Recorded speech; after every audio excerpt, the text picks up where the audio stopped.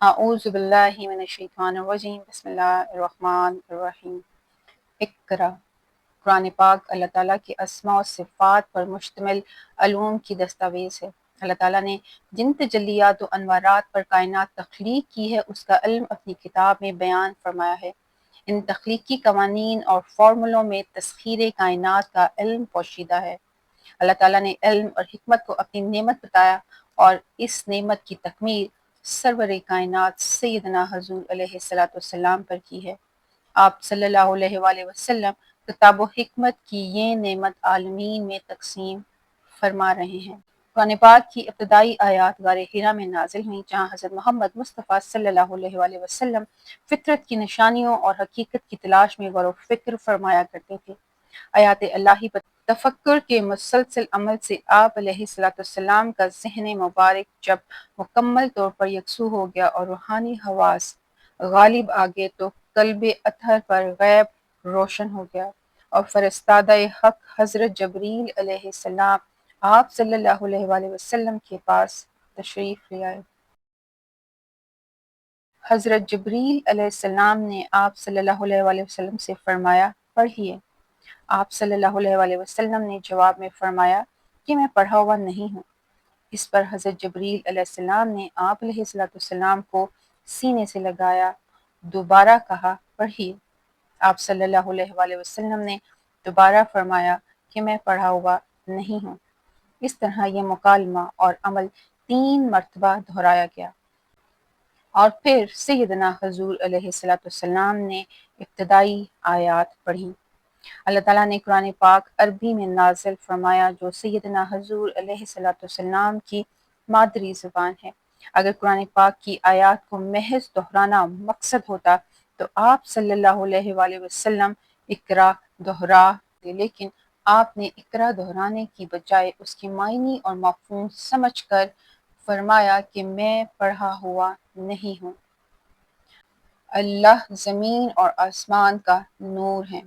فرشتے اللہ تعالیٰ کی نورانی مخلوق ہیں اور حضرت جبریل علیہ السلام فرشتوں میں افضل و مقرب ترین گروہوں کے سردار ہیں۔ حضرت جبرائیل علیہ السلام نے 3 مرتبہ سیدنا حضور علیہ السلام کو سینے سے لگا کر آپ کے سینہ مبارک میں نور اور علم منتقل کیا۔ آیت مبارکہ پر غور و فکر سے معلوم ہوتا ہے کہ کائنات کی تخلیق سے متعلق آیات کا علم اللہ تعالیٰ کے نور پر مشتمل ہے جو اللہ تعالیٰ کی طرف سے آپ علیہ السلام کو منتقل کیا گیا۔ اقرا بسم ربک الذی خلق، پڑھیے اپنے رب کے نام سے جس نے تخلیق کیا۔ خلق الانسان من علق، انسان کو پیدا کیا علق سے۔ اقرا وربک الکریم، پڑھیے اپنے رب کے نام سے جو بڑا کرم والا ہے۔ الذی علم بالقلم، جس نے علم سکھایا قلم سے۔ علم الانسان ما لم یعلم، انسان کو علم سکھایا جو وہ نہیں جانتا تھا۔ اللہ تعالیٰ نے قرآن پاک کی ابتدائی آیات میں تخلیق کا علم سکھایا اور آخری آیات میں دین اور اپنی نعمت کی تکمیل کا بیان کیا ہے۔ ابتدائی آیات میں تخلیق کے 2 مراحل یا رخ علیحدہ علیحدہ بیان ہوئے ہیں۔ پہلے مرحلے میں علم العلم کے تحت ارواح کی تخلیق کا ذکر ہے۔ اس میں تمام انواع شامل ہیں۔ تخلیق کا یہ مرحلہ وسائل کے بغیر وجود میں آیا۔ دوسرے مرحلے میں انسان کے لیے ایک میڈیم علق بیان کیا گیا ہے۔ علق عنصری وجود ہے جو روح انسانی کے لباس کی حیثیت رکھتا ہے۔ یہاں یہ واضح کیا گیا ہے کہ انواع و موجودات میں صرف انسان ہی قابل تذکرہ مخلوق ہیں۔ تخلیق کائنات سے ذات کے اندر موجود لاشمار مخفی صفات کا مظاہرہ ہوا۔ ان صفات کا علم صرف انسان کو سکھایا گیا ہے۔ معرفت اور حقیقت جاننے کی صلاحیت انسان کو عطا کی گئی ہے اور اسی شرف کی بنا پر وہ دیگر مخلوقات سے افضل ہے۔ اللہ تعالیٰ کی ذات کی طرح اللہ کی صفات کا علم بھی لامحدود ہے۔ کسی مخلوق میں صلاحیت نہیں کہ وہ اپنے وہم، گمان، خیال، ادراک، وجدان یا علم میں اللہ تعالیٰ کی ذات یا کسی صفت کا احاطہ کر سکے۔ اللہ تعالیٰ کی ان صفات کا جزوی علم انسان کو عطا کیا گیا ہے جو کائنات سے متعلق ہے۔ اللہ تعالیٰ کا عطا کردہ یہ قلیل علم بھی انسان کے لیے لامحدود وسعت رکھتا ہے۔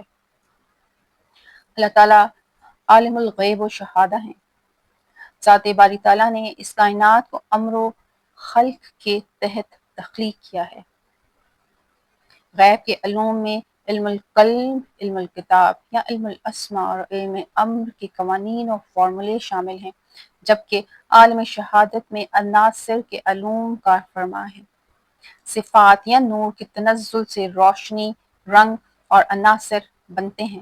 قرآن پاک میں تخلیق کے دونوں رخ تفصیل سے بیان کیے گئے ہیں۔ مادہ بھی اللہ کی تخلیق اور علم الہی ہے، جو لوح و قلم اور علم کے زون سے گزر کر عناصر کا رنگ و روپ اختیار کر لیتا ہے۔ پہلے مرحلے میں علم القلم کے تحت کن فیکون ہوا اور ارواح تخلیق ہوئیں۔ دوسرے مرحلے میں الستُ بربکم کہہ کر اللہ تعالیٰ نے ارواح کو اپنی صفات کا مشاہدہ اور تعارف کرایا۔ تیسرے مرحلے میں احسن تقویم کے تحت ان صفات کا علم انسان کو سکھایا، لیکن چوتھے مرحلے میں جب انسان دنیا اسفل سافلین میں پیدا ہوتا ہے تو کائنات شعور سے پستر مادی شعور میں داخل ہو جاتا ہے۔ اس طرح تخلیق کتاب المبین لوح محفوظ اور عالم مثال سے گزرتی ہوئی عالم دنیا کے مادی جسم میں داخل ہو جاتی ہے۔ اجتماعی شعور کے مقابلے میں انسان انفرادی شعور میں اتنا محدود ہو جاتا ہے کہ روز ازل کیا ہوا عہد، مشاہدہ اور علم الاسماء کے تحت نیابت و خلافت کا منصب اور علم پس پردہ چلا جاتا ہے اور انسان زمان و مکان کا پابند اور وسائل کا محتاج بن جاتا ہے۔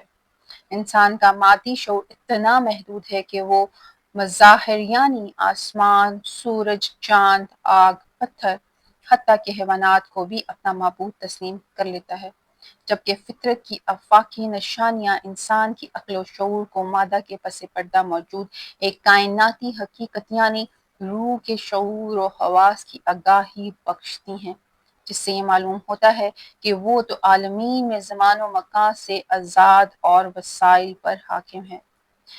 صاحب امر کی حیثیت سے مخلوق میں حکمران اللہ کا نائب اور خلیفۃ الارض ہے۔ سیدنا حضور علیہ السلام علم کے شعبہ علم لدنی کی براہ راست نگرانی فرماتے ہیں۔ علم کتاب کا یہ شعبہ آپ علیہ السلام کا ترکہ خاص ہے۔